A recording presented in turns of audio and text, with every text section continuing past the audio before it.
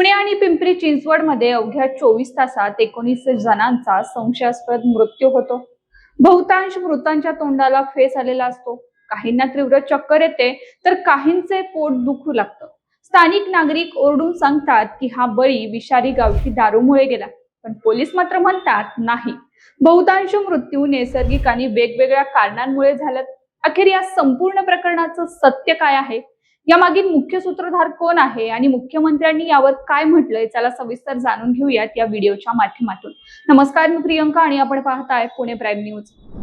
पुणे शहर पोलीस आयुक्त अमितेश कुमार यांनी शहरातील अवैध धंदे आणि हातभट्टी दारू पूर्णपणे बंद करण्याचे स्पष्ट आदेश दिले असताना प्रत्यक्षात अनेक पोलीस ठाण्यांच्या हद्दीत अवैध हातभट्ट्या आणि गावठी दारू विक्री राजरोसपणे सुरू असल्याचे भीषण वास्तव आता समोर आलं. याच निष्काळजीपणाचा आणि कथित संगनमताचा फटका आता थेट सर्वसामान्य नागरिकांच्या जीवावर बेतल्याचा आरोप होत असून पुणे आणि पिंपरी चिंचवडमध्ये विषारी दारू पिऊन तब्बल 19 जणांचा मृत्यू झाल्यानंतर संपूर्ण राज्यात खळबळ उडाली. दरम्यान या घटनेनंतर आता एक मोठा प्रश्न उपस्थित होतोय की जर पोलीस आयुक्तांचेच आदेश संबंधित पोलीस अधिकारी पाळत नसतील तर शहरातील कायदा सुव्यवस्था नेमकी कोणाच्या भरोशावर चालते. विशेष म्हणजे फुगेवाडी, दापोडी, हडपसर आणि काळेपडळ परिसरात मृत्यू झालेल्या अनेक व्यक्तींचे एकसारखी लक्षणं दिसून आली. काहींना तोंडांना फेस येणे, तीव्र चक्कर येणं, उलट्या आणि अचानक बेशुद्ध पडणं अशी गंभीर लक्षणं दिसल्यानंतर रुग्णालयात दाखल करण्यात आलं. मात्र उपचार सुरू असताना अनेकांचा मृत्यू झाला.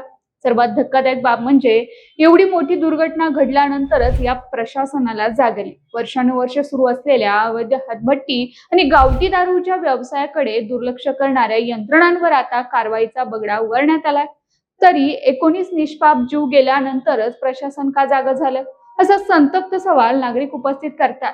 दरम्यान विषारी दारू प्रकरणात निष्काळजीपणा आणि कर्तव्यात हलगर्जीपणा केल्याचा ठपका ठेवत पुणे शहर पोलीस आयुक्त अमितेश कुमार यांनी पिंपरी चिंचवड पोलीस आयुक्तांनी एकूण 9 पोलीस अधिकारी आणि कर्मचाऱ्यांवर निलंबनाची कारवाई केली.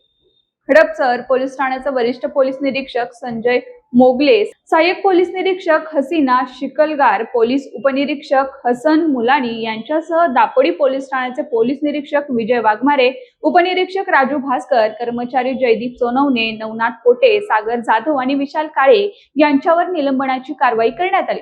तसेच गुन्हे शाखेचे पोलीस निरीक्षक नरेंद्र ठाकरे यांनी नियंत्रण कक्षात बदली करण्यात आली. दुसरीकडे राज्य उत्पादक शुल्क विभागालाही या प्रकरणात मोठा फटका बसला असून 13 अधिकाऱ्यांचे निलंबन करण्यात आले.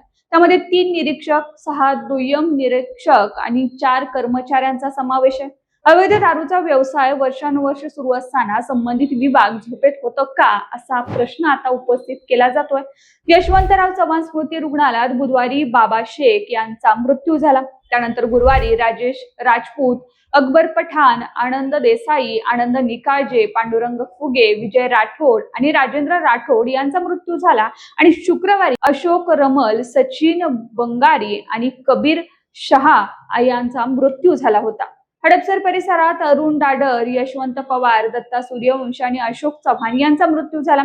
तर विजय शर्मा आणि प्रवीण जाधव यांचाही विषारी दारू सेवन केल्यामुळेच मृत्यू झाल्याचा दावा स्थानिक नागरिकांनी केला. या प्रकरणी राज्य उत्पादक शुल्क विभाग, पुणे पोलीस आणि दापोडी पोलिसांनी मुख्य सूत्रधारासह 8 ते 10 जणांना अटक केली. प्राथमिक तपासात मिथेनॉल मिसळून गावठी दारू तयार करून तिची विक्री केल्याचं समोर आलंय. या प्रकरणी मुख्य सूत्रधारासह 10 जणांना अटक करण्यात आली असून तपास CID कडे वर्ग करण्यात आला.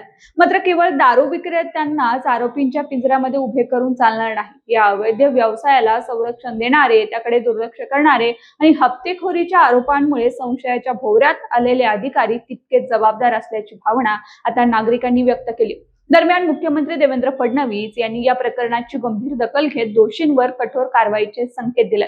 मात्र 19 जणांचे प्राण गेल्यानंतर झालेली कारवाई पुरेशी आहे का, की या मृत्यूंसाठी जबाबदार असलेल्या संपूर्ण साखळीला कायद्याच्या कटघऱ्यात उभे केले जाणार, याकडे संपूर्ण राज्याचं लक्ष लागलंय. या प्रकरणात पोलिसांनी योगेश वानखडे याला अटक केली असून तो सराईत दारू विक्रेता असल्याची माहिती समोर आली. त्याच्यावर यापूर्वी अनेक गुन्हे दाखल असल्याचे सांगितलं जात आहे. योगेश वानखडेने तयार केलेली विषारी स्पिरिट युक्त दारू विविध भागात पुरवली गेल्याचा संशय फुगेवाडी परिसरात कर्नल सिंग विरखा नावाचा व्यक्ती हा दारू गुत्ता चालवत होता. त्याच्याकडे योगेश वानखडे पुरवठा करत असल्याची माहिती समोर आली असून कर्नल सिंग विरखा आणि त्याच्या नातेवाईकांनाही पोलिसांनी ताब्यात घेतलंय. या संपूर्ण प्रकरणावर मुख्यमंत्री देवेंद्र फडणवीस यांनी तीव्र प्रतिक्रिया दिली. ही अत्यंत गंभीर घटना असून या प्रकरणामागील संपूर्ण साखळी शोधून संबंधितांवर कठोर कारवाई केली जाईल. ही एक प्रकारची हत्याच आहे असं देवेंद्र फडणवीस यांनी म्हटलं. मुख्यमंत्र्यांनी पुणे पोलीस आयुक्तांशी चर्चा केली आहे. आणखीन काही जणांचा शोध सुरू असून दोषींना कोणतीही सूट दिली जाणार नसल्याचं त्यांनी स्पष्ट केले. मिळालेल्या माहितीनुसार श्रीगोंदा, यवत, उरुळी कांचन येथील दादा, शिंदवणे येथील पंखाबाई तसेच पुणे शहरातील काळेपडळ परिसरात, ढेरे कॉन्क्रीट परिसरात मोठ्या प्रमाणात अवैध हातभट्टी दारू तयार केली जात असल्याची चर्चा आहे. हीच विषारी स्पिरिट युक्त दारू पुणे आणि पिंपरी चिंचवड शहरातील विविध भागात विकली जात असल्याचा आरोप स्थानिक नागरिकांनी केला. मंडळी, या सगळ्या घटनेवर तुमचं मत काय? आम्हाला कमेंट बॉक्समध्ये नक्की कळवा.